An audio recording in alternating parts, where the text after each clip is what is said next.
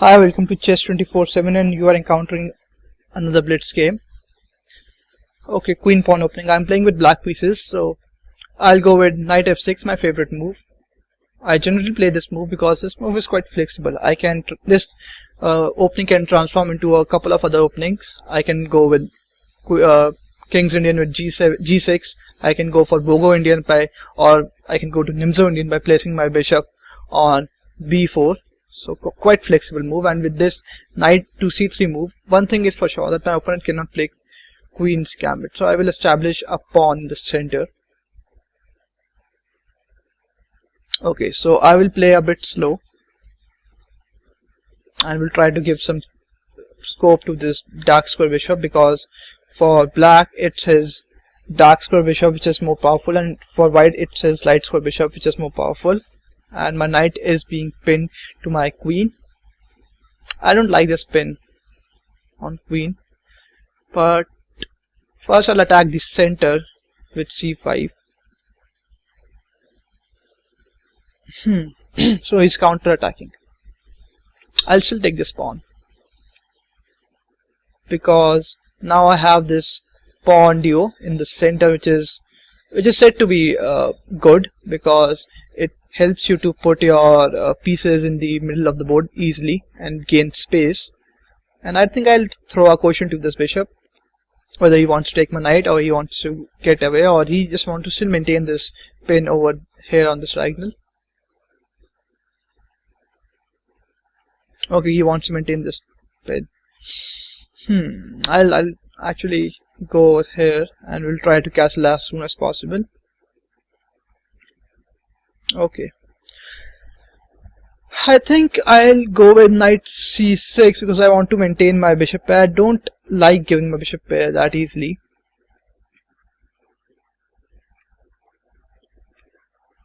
And okay, I have to do something because now this is quite troublesome for me because this knight cannot move, and I have to take with this g7 pawn, which will disrupt my king side, and I cannot castle on queen side because my queen side is completely destroyed. So I think I have to do something, otherwise my opponent will dominate the game. I'll go with a5 check, and if he brings his queen to d2, I'll take the knight, which is absolutely not good because I will be winning a complete knight. So I think he can retreat his knight, which he does over here. Okay, now I'll attack his knight. I can take the knight and can disrupt his queen side pawn, and I think I'll go with it.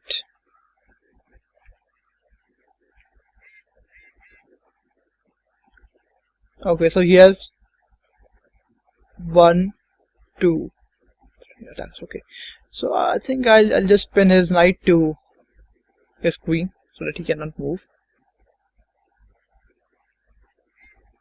And let's see. Okay, so he's offering me a queen trade. I don't know what to do in this situation. I don't know whether should I go for queen trade or not.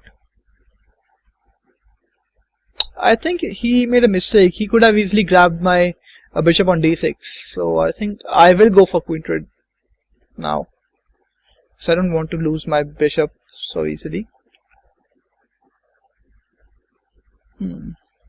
Okay, so I'll attack his c2 pawn.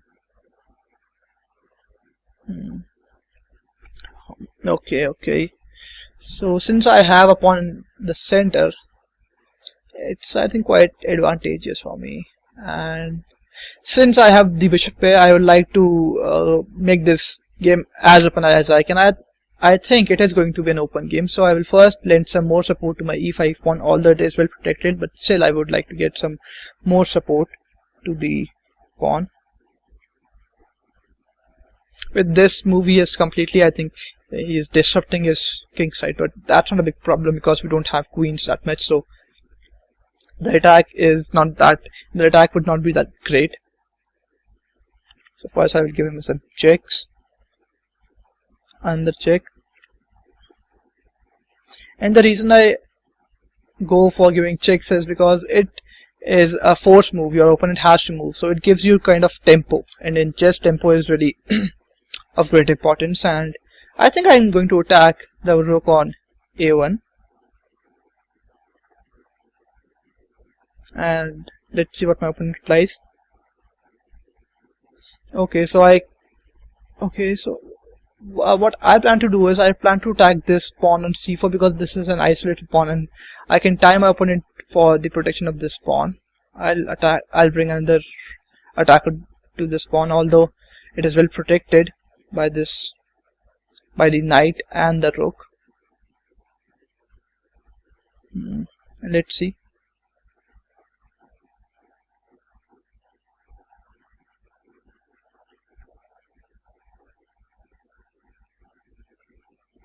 Okay,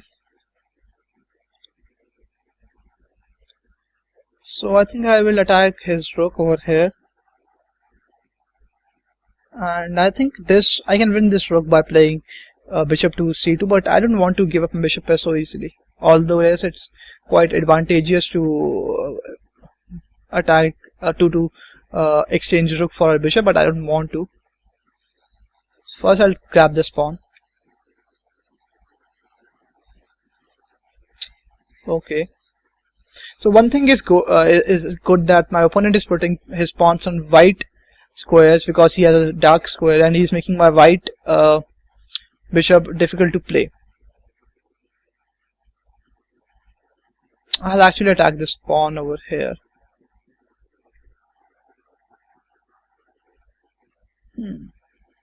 This is a mistake. I can easily grab this pawn. Okay.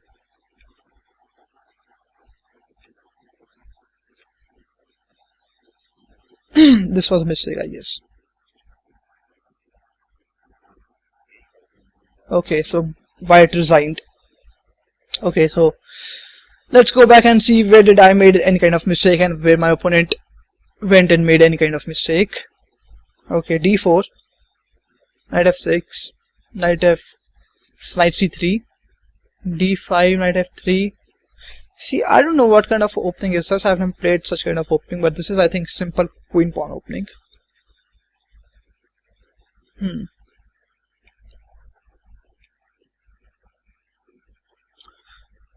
Okay, this is a mistake by me. I should have I don't know. Both the pawns are under attack, so I don't know what to do over here. And I think this is something I really like. Instead of going for bishop to c7, I would like to go for knight to c6 because I want to have this bishop pair. I don't easily give up my bishop pair. And yes, this was required because otherwise my opponent would have been able to ram me out in the game. And now the thing which I really doubt is whether should I go for knight to e4 or knight to d5, because I think I should have gone for this knight to d5. I don't see any kind of difference although between knight to e4 and knight to d5. This is a mistake by me and by my opponent. He could have easily grabbed my bishop on d6.